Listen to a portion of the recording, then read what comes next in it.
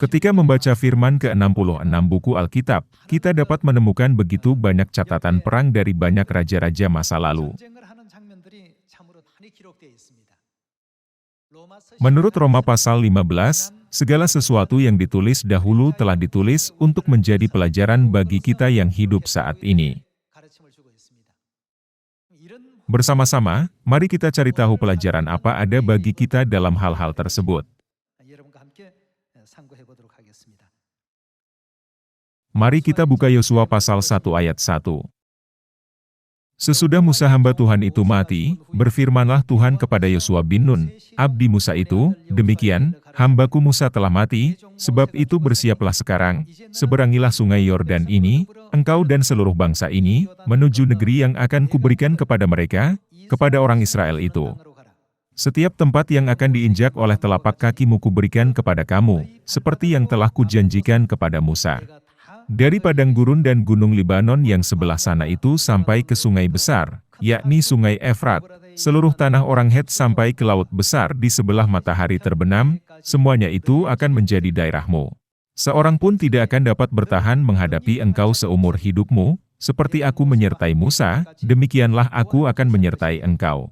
Aku tidak akan membiarkan engkau dan tidak akan meninggalkan engkau.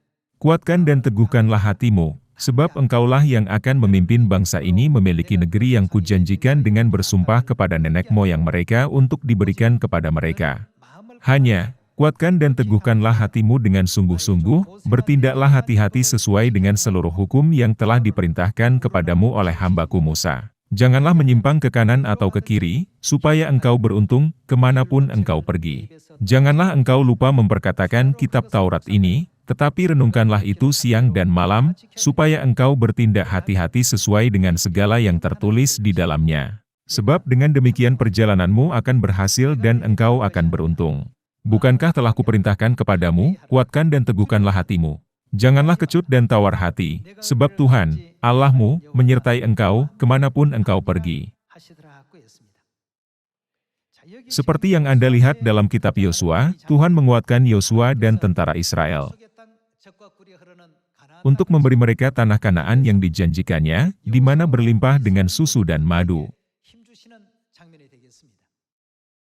Setelah itu, mereka mulai pekerjaan penaklukan untuk merebut tanah Kanaan yang berlimpah dengan susu dan madu. Mari kita cari pasal 6 ayat 1. Dalam pada itu Yeriko telah menutup pintu gerbangnya, telah tertutup kota itu karena orang Israel, tidak ada orang keluar atau masuk. Berfirmanlah Tuhan kepada Yosua, ketahuilah, aku serahkan ke tanganmu Yeriko ini beserta rajanya dan pahlawan-pahlawannya yang gagah perkasa. Lalu, mari kita cari tahu apa yang terjadi sebelum mereka menaklukkan kota Yeriko.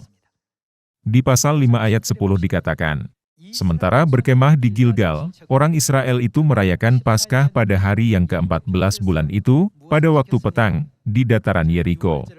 Lalu pada hari sesudah Paskah mereka makan hasil negeri itu, yakni roti yang tidak beragi dan bertih gandum, pada hari itu juga. Lalu berhentilah mana itu, pada keesokan harinya setelah mereka makan hasil negeri itu. Jadi orang Israel tidak beroleh mana lagi, tetapi dalam tahun itu mereka makan yang dihasilkan tanah Kanaan. Ketika Yosua dekat Yeriko, ia melayangkan pandangnya, dilihatnya seorang laki-laki berdiri di depannya dengan pedang terhunus di tangannya. Yosua mendekatinya dan bertanya kepadanya, kawankah engkau atau lawan? Jawabnya, bukan, tetapi akulah panglima bala tentara Tuhan. Sekarang aku datang. Lalu sujudah Yosua dengan mukanya ke tanah, menyembah dan berkata kepadanya, apakah yang akan dikatakan tuanku kepada hambanya ini? Dan panglima bala tentara Tuhan itu berkata kepada Yosua, tanggalkanlah kasutmu dari kakimu, sebab tempat engkau berdiri itu kudus. Dan Yosua berbuat demikian. Tanggalkanlah kasutmu dari kakimu, sebab tempat engkau berdiri itu kudus. Bukankah ini berarti bahwa Tuhan hadir? Itulah mengapa Yosua sujud kepada panglima Tuhan. Untuk menerima instruksi untuk penaklukan. Mari kita baca pasal 6 ayat 3. Haruslah kamu mengelilingi kota itu, yakni semua prajurit harus mengedari kota itu sekali saja. Demikianlah harus engkau perbuat 6 hari lamanya, dan 7 orang imam harus membawa 7 sangkakala tanduk domba di depan tabut. Tetapi pada hari yang ketujuh, 7 kali kamu harus mengelilingi kota itu sedang para imam meniup sangkakala. Apabila sangkakala tanduk domba itu panjang bunyinya dan kamu mendengar bunyi sangkakala itu, maka haruslah seluruh bangsa bersorak dengan sorak yang nyaring, maka tembok kota itu akan runtuh, lalu bangsa itu harus memanjatnya, masing-masing langsung ke depan. Yosua menganggap Tuhan sebagai panglima tentara Israel, dan dirinya sendiri hanya sebagai wakilnya.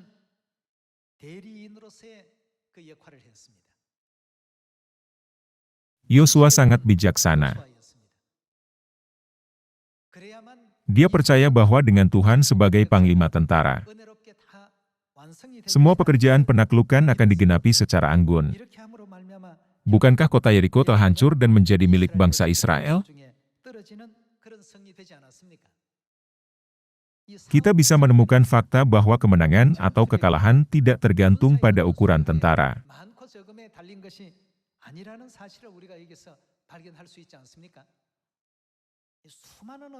Banyak peperangan dan pertempuran tertulis dalam Alkitab. Lalu, apakah pelajaran yang diberikan kepada kita melaluinya sekarang?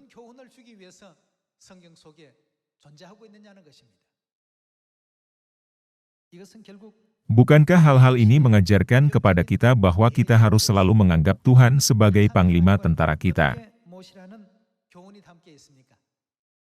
Dalam peperangan rohani pada zaman ini, ketika kita, wakil Tuhan, melaksanakan segala pengajaran yang diberikannya kepada kita,